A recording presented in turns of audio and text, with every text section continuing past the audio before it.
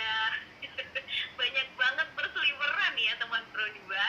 Tapi kita juga harus tahu nih, kira-kira kalau memang isu politik ini memang tujuannya untuk pemilih pemula gitu ya, atau kita sebagai pemilih pemula terdampak gitu ya teman Pro 2. Kira-kira apa sih dampak yang bakal kita rasakan gitu kalau misal kita merupakan pemilih pemula untuk ikut serta dalam pemilihan di pemilu 2024 nanti.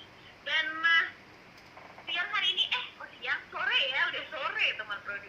Sore hari ini Titi sudah bersama dengan Dr. Muhammad Zainuddin. Dia ini merupakan akademisi di Direktorat Pasca Sarjana Universitas Wiraraja dan merupakan pengamat politik Sumeneb juga. Kita sapa dulu. Assalamualaikum, selamat sore. Waalaikumsalam, selamat sore Mbak Titi. Kabar baik Pak sore hari ini? Alhamdulillah baik, saya masih di kampus ini nungguin, Masih di iya, kampus. nungguin, Selesai mengajarkan ya, gimana nih Pak? baru selesai menguji proposal tesis mahasiswa S2 itu Mbak Titi. Waduh, pasti sibuk banget ya Pak ya? Enggak, untuk Pro 2 enggak sibuk ini, makanya saya tunggu sampai sore ini Mbak. Baik, baik, baik. Waduh, terhormat banget nih Pro 2 nih. Dan pastinya ngobrolin seputar dampak isu politik bagi pemilih pemula untuk ikut serta dalam pemilihan umum di pemilu 2024 pasti sudah terasa sekali gitu ya Pak ya. Kalau menurut dari Pak Zain sendiri seperti apa nih Pak?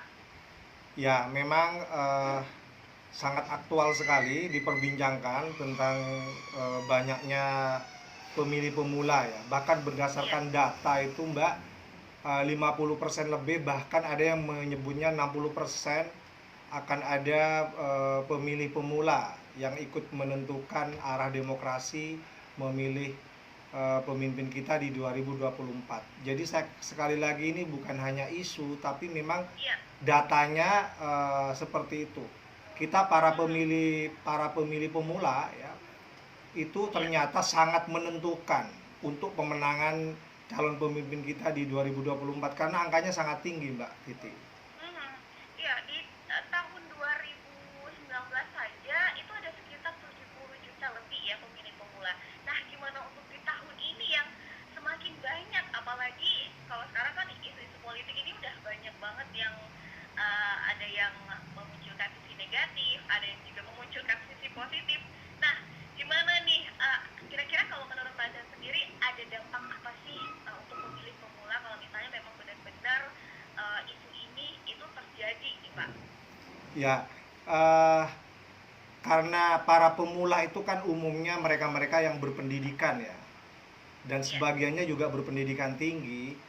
Saya yakin menyambut 2024 mereka akan lebih cerdas ya, daripada para pemilih yang lain ya.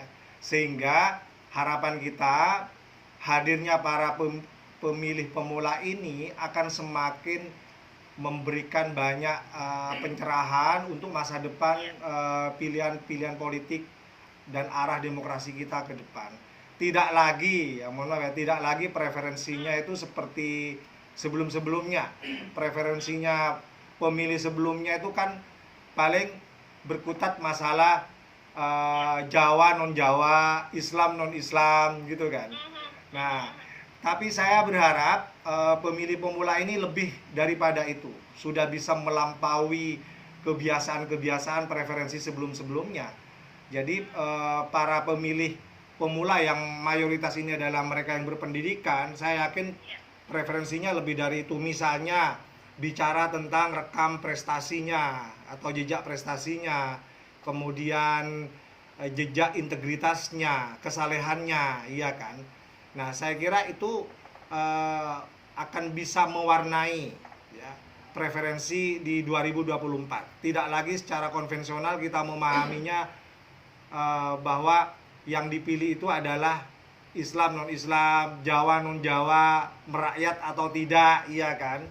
Nah, saya kira akan semakin banyak preferensi di 2024 dengan hadirnya para pemilih baru yang mayoritas berpendidikan tinggi ini, Mbak Titi. Kalau misal juga ini juga rentan juga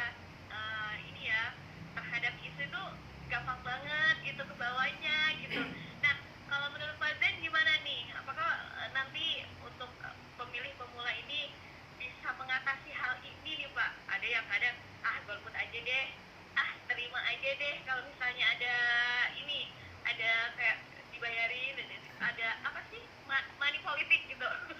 Nah, gimana nih kalau menurut Mas Zen? Ya, itu memang rutinitas ya di setiap perhelatan pemilihan umum itu kita selalu digoda dengan yang seperti itu ya, terutama godaan-godaan money politik, godaan-godaan golput ya kan.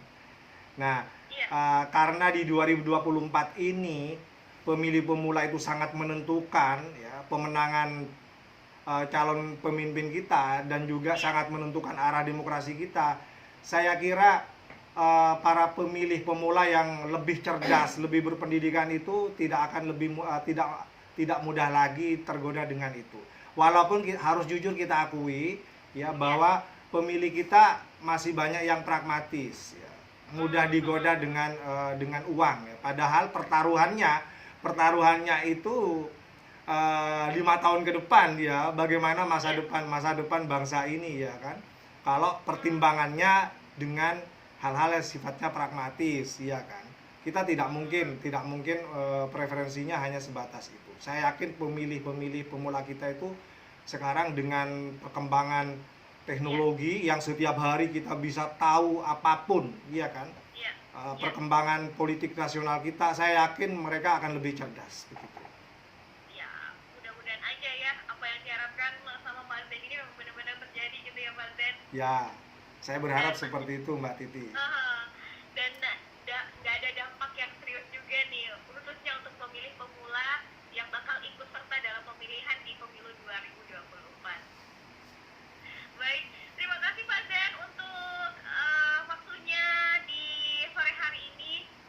Terima kasih untuk waktunya untuk edisi hari ini, dan mungkin lain kesempatan kita bisa ngobrol lagi nih Pak Zen. Bisa Mbak Titi, kapan saja. Kalau Pro 2 kontak saja, insya Allah saya bisa meluangkan waktu untuk teman-teman Pro 2. Baik, terima kasih Pak Zen, selamat beraktivitas kembali. Sama-sama Mbak Titi, selamat sore.